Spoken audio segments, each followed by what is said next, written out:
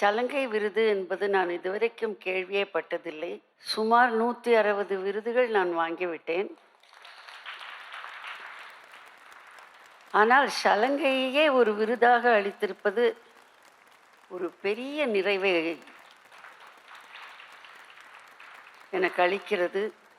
இது ஒரு சங்கீதக்காரருக்கு தம்பூர் கொடுத்தா எப்படி, அதே போல ஒரு நடன கலைஞருக்கு ஒரு புதுமையான விருது சலங்கை விருது. நாங்களெல்லாம் ஆடுவதற்கு முன்னால் கொஞ்சம் விஷயம் தெரிஞ்சவா.